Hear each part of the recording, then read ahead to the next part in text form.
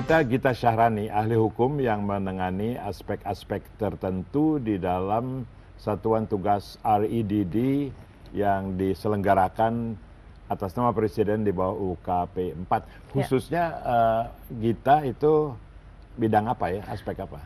Kalau saya sebetulnya khususnya aspek legal tapi untuk instrumen pendanaannya. Oke. Jadi sebetulnya bagaimana caranya kita mengontrol sumber pendanaan dari aktivitas Red Plus di Indonesia nantinya. Oke, tadi kembali melanjutkan cerita perizinan ya. Jadi tanah adat misalnya itu sebetulnya selain hak historis, hak moral juga sebetulnya terlindung dalam hukum ya. Betul. Tapi mengapa masyarakat adat terdesak dipindah-pindahin ke sana sini? Ya karena tidak banyak yang mau mengakui kenyataan itu. Sebetulnya tanah ulayat itu salah satu sistem pertanahan yang memang diakui secara legal, dan mereka punya kebebasan untuk pada akhirnya meminta ke kantor pertanahan untuk dikasih sertifikat gitu ya, seperti layaknya warga negara Indonesia pada umumnya ke semuanya.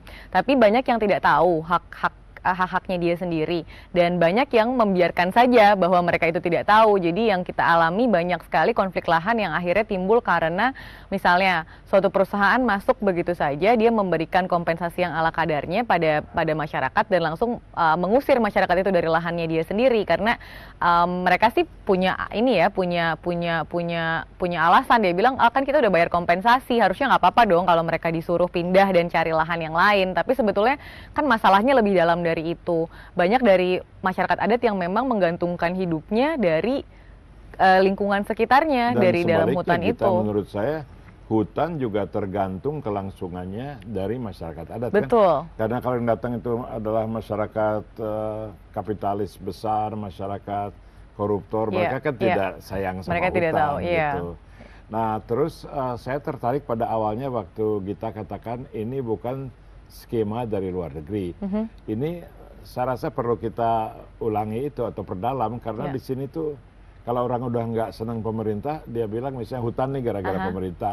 Iya sih, tapi itu pemerintah Hindia Belanda barangkali ya, karena justru kita lagi cari solusinya. Terus kalau dibilang ini apa RIDD ini karena tekanan internasional, itu bukan, itu kan dari kita timnya ya. Coba dijelaskan di mana di lain pihak ada pendanaan internasional. Jadi di mana saya aja suka dibilang antek Bank Dunia hanya karena suka sama Sri Mulyani, padahal kan Bank Dunia justru kita atur. Ini juga ada analoginya kan? Iya, kurang lebih sama sih. Jadi seperti tadi Wewe bilang 26% penurunan emisi kalau kita bekerja sendiri, 41% kalau dengan dukungan dari dunia internasional. Persis seperti itu. Jadi yang coba kita capai sekarang dengan melibatkan masyarakat internasional itu sebetulnya untuk mencapai target yang 41%. Untuk yang 26% sendiri, pemerintah Indonesia sudah punya rancangan aksi nasional untuk menurunkan gas rumah kaca yang salah satunya di bidang penggunaan lahan, baik hutan maupun lahan gambut. Jadi di luar dari situ, itulah kerjasama kita dengan dunia luar negeri. Kalau banyak digembar-gemborkan, Red Plus ini lahir karena Indonesia tanda tangan surat perjanjian dengan Norwegia misalnya. Itu hanya kita harus menganggap itu sebagai batu loncatan saja. Bukan berarti karena kita tanda tangan sesuatu dengan Norwegia, ini inisiatif dari Norwegia. Bukan, kita yang membiarkan mereka untuk mempunyai andil dari kemajuan kita sendiri. Pada akhirnya kalau kita lihat juga apa yang sedang kita desain, sistem dari kelembagaan dan sistem pendanaan maupun sistem MRV untuk monitoringnya itu mengadopsi peraturan-peraturan perundangan yang sudah ada saat ini. Misalnya contoh yang paling mudah saja ya untuk bidang yang memang saya sedang kerjakan gitu. Kalau biasanya di luar negeri, kalau kita tengok Amazon Fund atau fund di DRC di Kongo, itu semuanya mengadopsi mekanisme tradisional di mana donor itu tergantung pada suatu trustee yang merupakan lembaga internasional. Di Indonesia tidak, kita mencoba menjadi pionir untuk mengadopsi peraturan presiden tentang lembaga wali amanat. Justru lebih nasionalis. Betul, jadi kita menggantungkan diri pada diri kita sendiri, trustee-nya dari nasional, dan yang dibentuk juga mekanisme yang terdiri dari orang-orang Indonesia sendiri yang mengatur gitu pada akhirnya. Seperti itulah contohnya gitu. Ngomong-ngomong, dana itu sebetul-betulnya buat apa ya? Karena kita lihat jumlahnya tuh besar ya, ratusan juta, miliar dolar.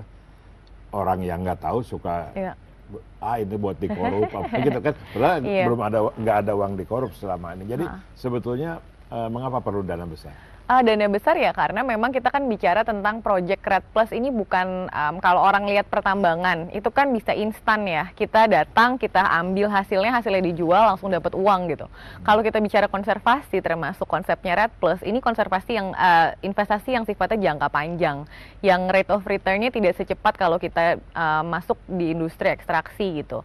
Karena itulah salah satunya dibutuhkan investasi yang besar di depan juga untuk punya leverage waktu yang cukup panjang untuk Dan investasinya bisa balik. Tidak bisa orang yang biasa expect return dalam waktu tertentu, lain ya itu paradigmanya. Iya.